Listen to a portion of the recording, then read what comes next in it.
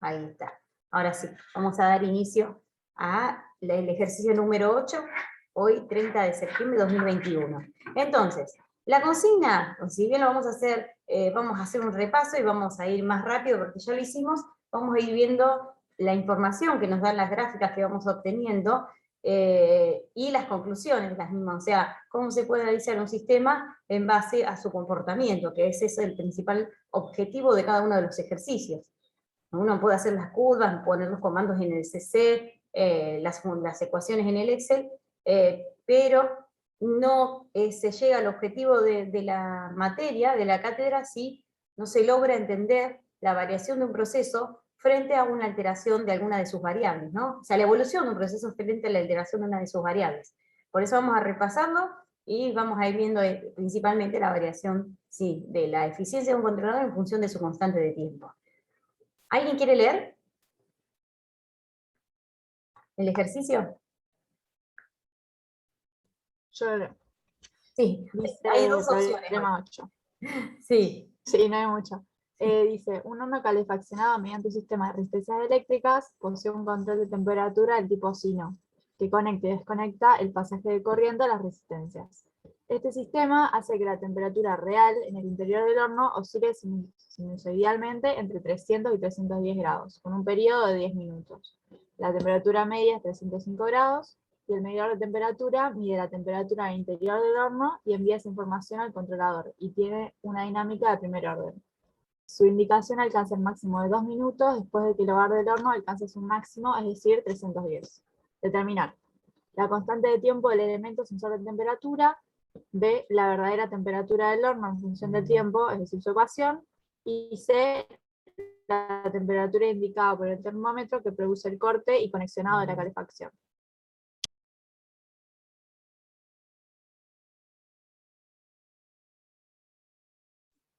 Estás muteada, profe. Gracias. Entonces se tiene un horno de que funciona con un termostato, el cual mantiene su temperatura en una franja, en una banda de trabajo de 300 y 310 grados centígrados con una temperatura media de 305. Bien, después tenemos un medidor de temperatura que mide la temperatura dentro del horno con dice que alcanza el máximo 2 minutos después de que el hogar del horno alcanza su máximo. ¿No? O sea que ahí ya nos está dando una indicación de la información que está pidiendo en el punto A. La verdadera temperatura del horno en función del tiempo y la temperatura indicada por el termómetro que produce el corte y conexionado de la calefacción, ¿no? Por eso es un termostato. Bien, bárbaro. Entonces, nosotros habíamos visto que las ecuaciones que representan la función sinusoidal o la variación sinusoidal de un parámetro dentro de un proceso son las siguientes. En este caso, ¿qué parámetro es? La temperatura. ¿Respecto de qué variable independiente? ¿Qué variable? Tiempo. Exactamente, así es. Entonces, vamos a tener, como verán, dos ecuaciones que son técnicamente iguales, salvo una diferencia. ¿Qué diferencia hay entre una y la otra? O dos diferencias, podemos decirle. A simple vista, ¿cuál es la primera diferencia que se puede detectar entre una ecuación y la otra? Entre la temperatura del horno y la de un medidor, ¿no? A una le sumas el phi, que no me acuerdo qué era. Exacto. ¿En qué caso era? El ángulo de pasaje. Eso. O sea, el ángulo de retraso de la señal sinusoidal correspondiente al medidor. Y hay otra diferencia más. ¿Cuál otra diferencia ven entre uno y el otro? Entre una ecuación y la otra.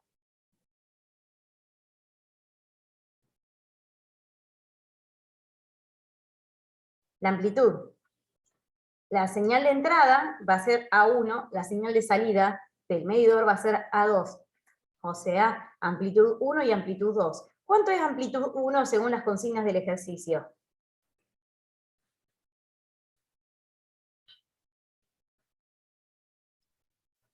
5. 5, exactamente, así es.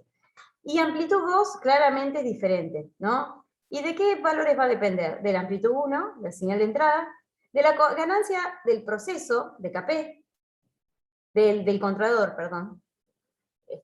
Después, ¿qué vamos a tener? Otro parámetro más en su denominador que va a ser la constante de tiempo, el tau. La velocidad angular. La constante de tiempo y la velocidad angular, no más. Ahora bien, la constante de tiempo es claramente inversamente proporcional a la amplitud de la señal 2, de la señal de salida. Por lo tanto, a medida que aumenta la tau, ¿no? La constante de tiempo, ¿qué ocurrirá con la amplitud de la señal que emite el medidor, o la señal de salida?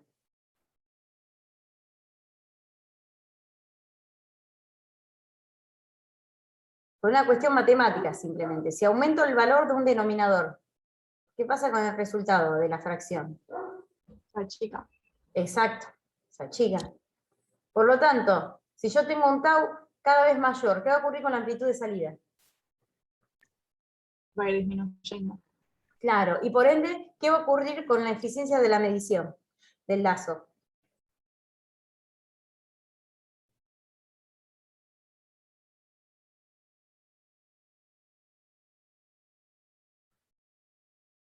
Si A2 es cada vez más chico, ¿qué ocurre con la eficiencia del medidor?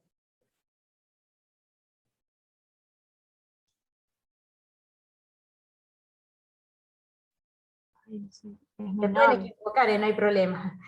Sí, sí. Estamos deduciendo lo que vamos a ver en este ejercicio. ¿Cómo? Perdón, ¿cómo dijiste?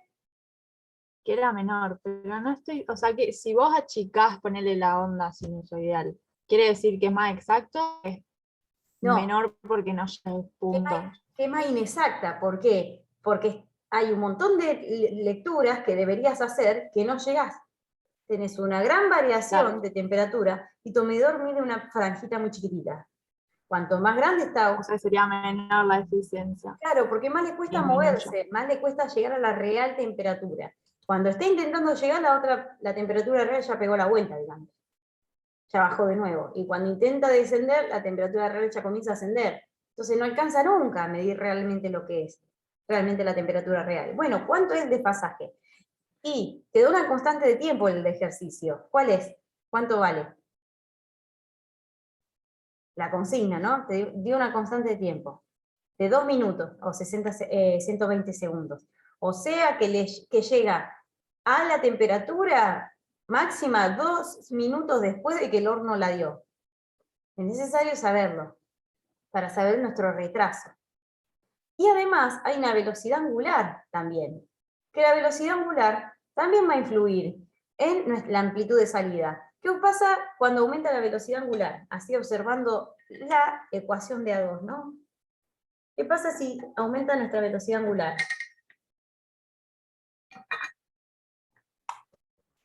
También disminuye También el área. disminuye la Exacto. amplitud. Y la velocidad angular, esta es la ecuación, o sea, bueno, esta es totalmente válida también, digo, pero acá en esta ecuación podemos ver que es 2pi sobre periodo, ¿no? Nuestro periodo es de 10 minutos. ¿Qué pasa si disminuye p con la velocidad angular?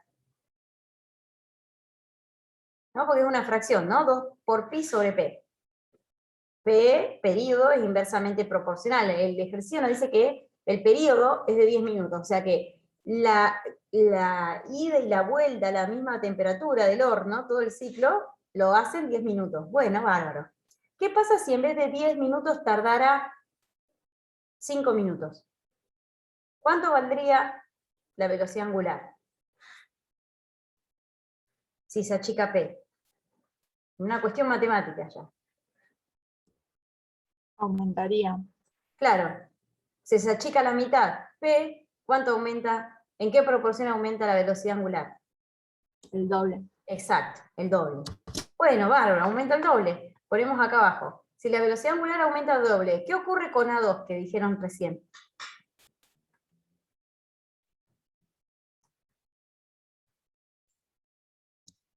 Lo mismo que a la mitad. Se achica. Sí, no la mitad Claro. porque tenemos velocidad Disminuir. raíz cuadrada de... Está al cuadrado, sí, sí. Pero Ah, sí se achica. Pero sí la chica. Pero sí se achica, tal cual.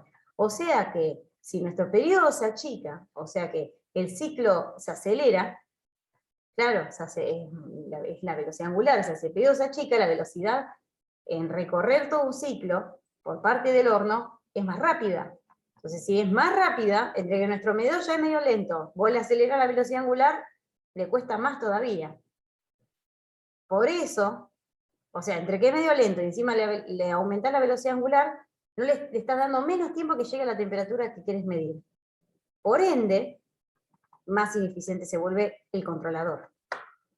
Por lo tanto, la amplitud de salida es inversamente proporcional a la constante de tiempo y a la velocidad angular.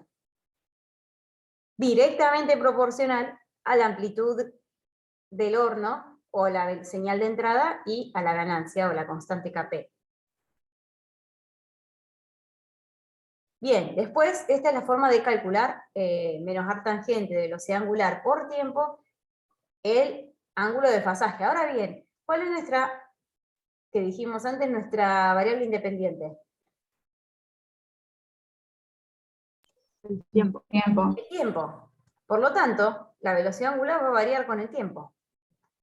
Nunca es constante. A medida que pase el tiempo va a ir variando. Bien, ahora sí, ¿se entendió hasta acá la deducción? Sí. Bueno, ahora sí, como pueden ver, podemos criticar mi eje X, ¿no? Que están todos los números amontonados. Hice un corte de la gráfica como para que la podamos ver más claramente, qué es lo que vamos a hacer. La temperatura del horno va entre 300 y 310, y la del medidor, como verán, llegará a 308, entre 302 y 308, más o menos. ¿Tienen el Excel para hacer las gráficas? Dejo de compartir y vamos al Excel.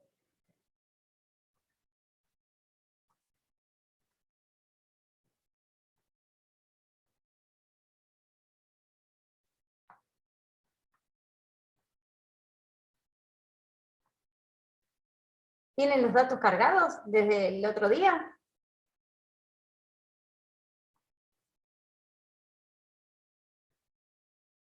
Ahí está. ¿Se ve? ¿Hola? ¿Sí?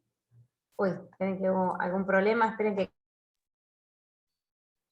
Ahí está. Listo, bien, acá está la tabla. Ustedes abran el Excel, vamos a ir haciendo cada uno de los cálculos, ¿no?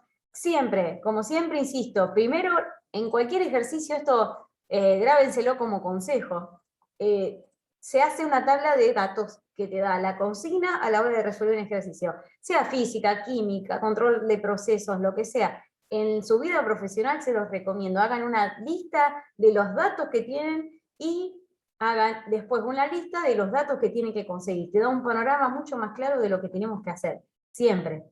Y en estos casos, las fórmulas que vamos a aplicar. Entonces, ¿qué te dice? La mínima 300, la media 305, la máxima 310. Bien, amplitud 5. Banda de trabajo de 300 a 310. Bien, el tau 120 y el Kp 1.